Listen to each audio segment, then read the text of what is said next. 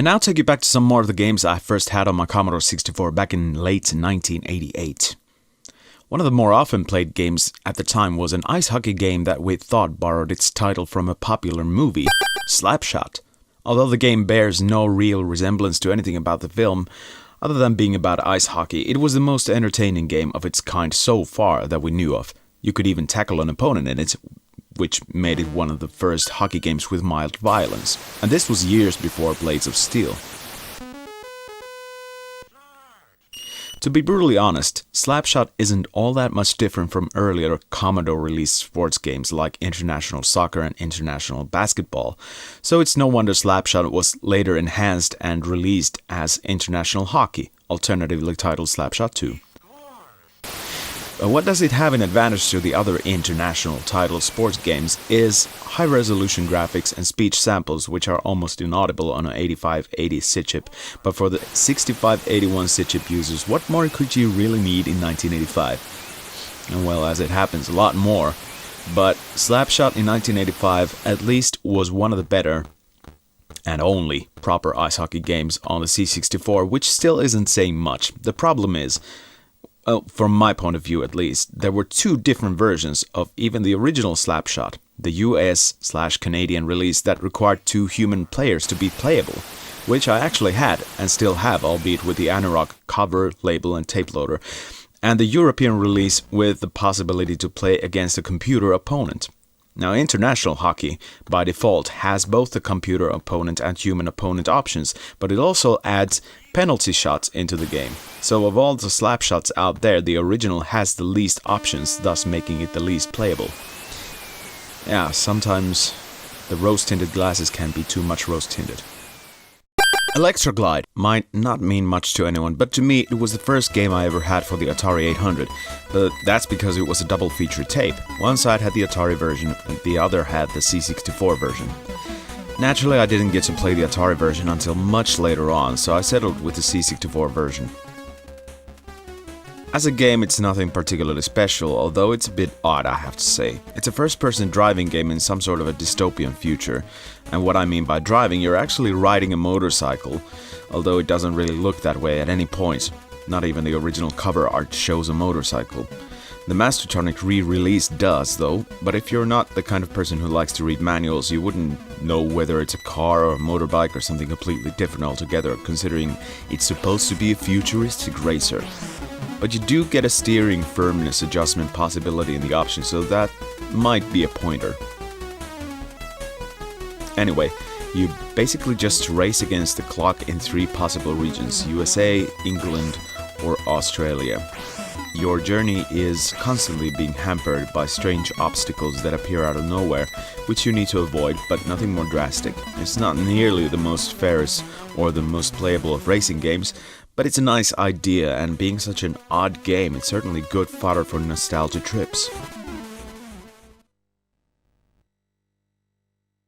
Taskset had a tendency to squeeze out charming but odd games that never fit any slot entirely, which is exactly why people love their games so much. For a long time, the only game I had from their catalog as an original tape was Poster Paster, which I still consider one of their very best games alongside the 2 Super Pipeline games and Bozo's Night Out.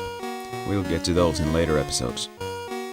Poster Paster puts you into the overalls of a guy whose job it is to stick posters on designated places on walls, but as with all arcade action type games, you're constantly being harassed by some sort of little devilish creatures, some of which will kill you in contact and some of which will mess up your work. You have paint as your weapon, which you can shoot with your paintbrush, but the paint is only wet enough for shooting for a certain period of time, after which you need to splash the brush again in the bucket of paint.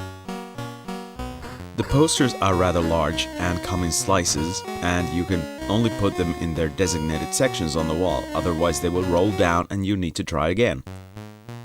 Naturally, you have ladders to aid you in your job, and you also need to move them around to get the posters in their rightful places.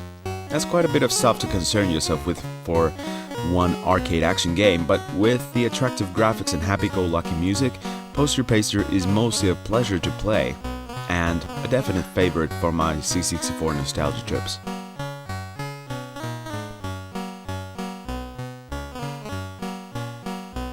One of my most played games of all time on any machine is probably Epix's 5th game in their multi-event sports game series, California Games.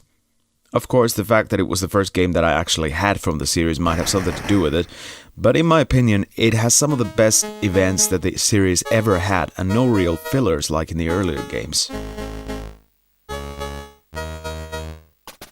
We start with Halfpipe, which is the obvious skateboarding event.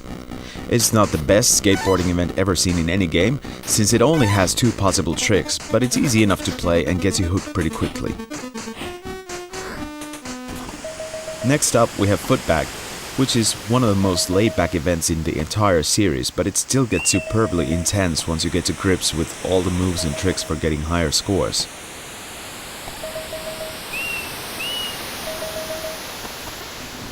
Event number 3 is Surfing, which kind of continues where Halfpipe left off, and over a wave it's easier to perform different kinds of tricks. The 4th event is probably the closest to being a filler here, Skating. It's just skating and jumping across a seemingly endless sidewalk, but there's enough obstacles to avoid and different things to jump over, making it more interesting than the ice skating events in the winter games. Then there's BMX, which makes you ride a bike across a hazardous roller coaster-like track with plenty of obstacles to avoid and ramps to jump from. It's my personal favorite event in the game and goes to top 3 events in all of the series, even though the controls are a bit iffy every now and then.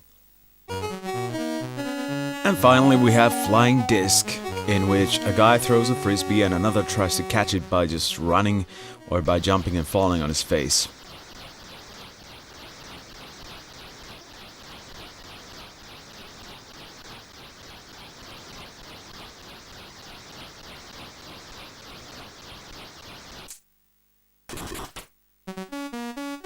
Nothing more to it, really. The reason why California Games works so well is that it's an almost perfect package. The graphics are charming, the sounds are fitting, the gameplay is mostly very accurate, but most of all, there's humor in every part of it. There's a reason why California Games is so often included in C64 gamers' top lists, and it well deserves its place on every Commodoreist's nostalgia trip list. But I have to say, when I did the comparison of California Games, I didn't expect for the C64 version to not make it to the top 3 versions. Click on the link in the description to read all about it if you haven't done so already.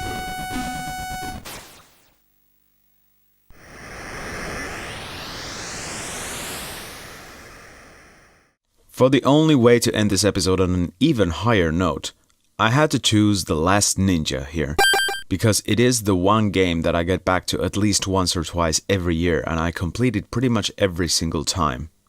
Can't get much more nostalgia trippy than that. Of course, another good reason for including The Last Ninja here was that I had the footage from my earlier Let's Play video collecting dust on my hard drive waiting to be reutilized for this exact purpose.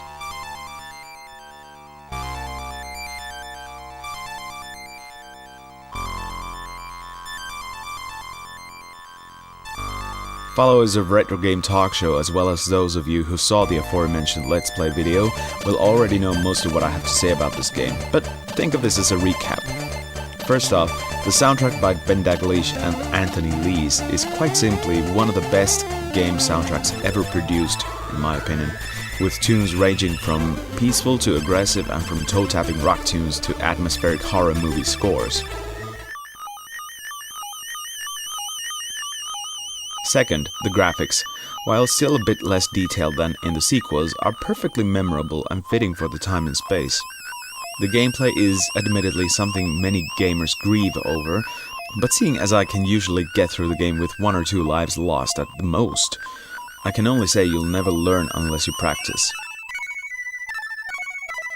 Naturally, I wrote a comparison of The Last Ninja in 2016, the link for which can be found below, as usual. While the 16-bit versions of The Last Ninja released as Last Ninja Remix are also rather good, which you can see from the said comparison article, it's the C64 soundtrack that gets me into the mood for nostalgia tripping.